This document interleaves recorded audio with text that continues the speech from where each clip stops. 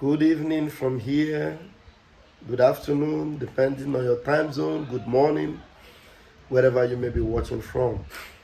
Rafecha Makajere here, Pastor Vam Vam Vam.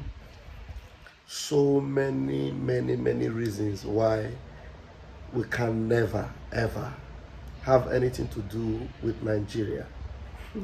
Nigeria is not just a terrorist country. Nigeria is an evil country, evil entity. Nigeria is the bedrock of corruption and evil. Yeah? Many reasons why we cannot. There's this brief interview between David Hundeyi and one other, this guy, Noble, the Noble guy. I'm going to add it to this video so that you see that many deep things about Nigeria that some of you may not have even known. And probably when you listen to this, you will understand why we will never ever, relent or backtrack on our decision and resolve to make sure we eliminate the consciousness of Nigeria from our subconscious. For us, that thing called Nigeria is buried. For us, it's gone. And nothing can resuscitate it again. Nothing. How can you ever be proud of such a thing called Nigeria? No. Nigeria have destroyed hopes, rendered people, completely hopeless, destroyed aspirations. Why would the free world, so-called, support an entity as corrupt as Nigeria?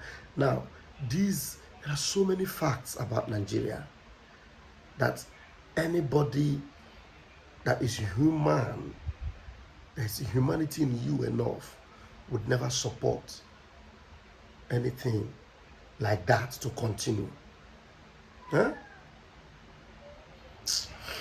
Anyway, there's so many things, what else can we talk about? It's just that we are so engrossed with our freedom and with Biafra that we don't even want to think about Nigeria anymore. We don't want to think about or imagine Nigeria anymore. And thank God that where we are at right now, the level where we are at in this freedom, Nigeria can never inflict any pain on us anymore. Rather, they are now at the receiving end. That's the beautiful part of our freedom right now. Nigeria is at the receiving end. What they fed or what they gave us, now they are receiving the repercussion. So that is why anybody that doesn't subscribe for Biafra and for this freedom, you're just a sorry sight. Anyway, it's just to bring this to you for the night, to close my day. Watch this video. Please hit the thumbs up, share it, and let it go viral. Many things you did not know about Nigeria. Please just listen to this brief interview. It's a brief one from Noble and that guy, that Hundeyi guy. People that, even some of these ones are the people that would not even stand and tell themselves the truth. They're still believing that there is something that will come out of Nigeria. Sorry. Watch and share. Rafecha Makajere signing out. Tinubu, there was the original Tinubu who went by the name MK Abiola. If you know what I mean. Of course, yes. And June 12th. Despite all of his wealth and all of his money was made under very similar circumstances, by the way, because MK was also a criminal. Let's be clear about that. There's no type of illegal activity that man was not involved in. Gun running, coup financing, smuggling of every kind of illegal or illegal commodity, his hand was inside, right? And he made a fantastic fortune.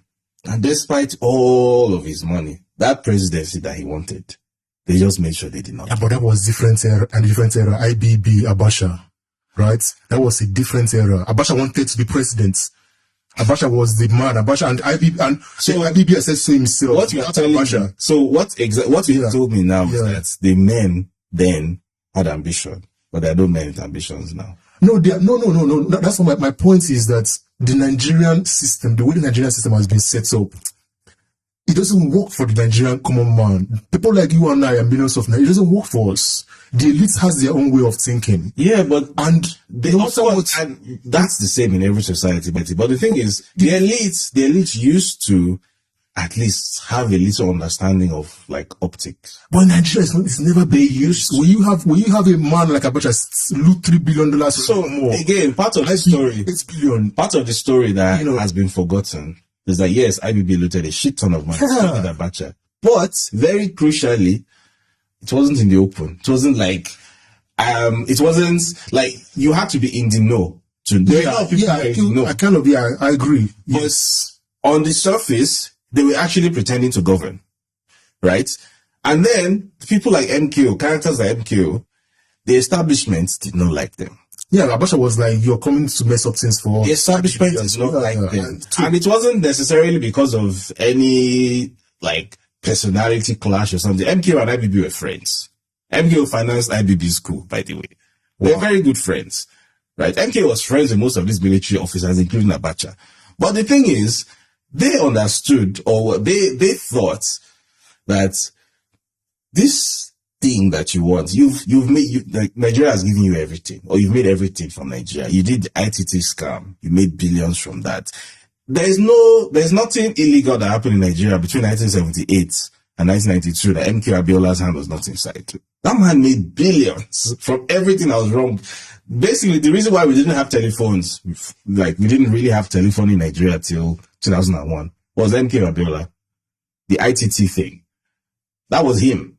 He basically got a huge contract to provide the backbone for telephony in Nigeria. And it turned out to be a contract scam. He just pocketed the money and he didn't fucking do the work. Wow. That's where a large part of his fortune came from. Wow. So in their mind, they were like, we have, and obviously the military was in power when all of this happened. Yeah. So they knew, like, he was their friend. They shared the money together. So they knew that you are a crook, right? We are also crooks, but in addition to being crooks, we are also pretending to be statesmen. There's nothing statesman-like about you. You're just a crook. That's all you are. You are literally just a criminal. There's nothing else to be said about you. We don't want you here. And that's not necessarily because, they loved Nigeria, they respected Nigeria, but it's just that sense of pride that this one, we won't give you. So I genuinely thought that there was still that institutional memory within Nigerian security architecture that they would look at someone like Tinubu and they'll be like, this one, everything else you've eaten Lagos, you put it inside your mouth. Like the largest sub-national economy in Nigeria, you put it in your mouth. Everything there, you take a cut. Everything that happens in Lagos, you take a cut out of it. Legal or illegal, by the way, you get a cut out of everything. And we've let you have it.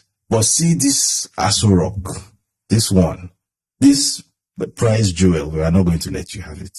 I genuinely thought they had that consciousness. And I just realized at the end of the day, it's either of two things. Either the people who had that consciousness have all retired, and the people who are in charge now, who are in power now, are a bunch of kids. I think it's the latter. Or this man just is able to wield so much money and so much international support and influence, specifically from the US government, the State Department. I'm going to come to that next. That basically it doesn't even matter what people want or don't want within, which for me is a much worse possibility, because that would mean essentially that Nigeria is being ruled by an external power.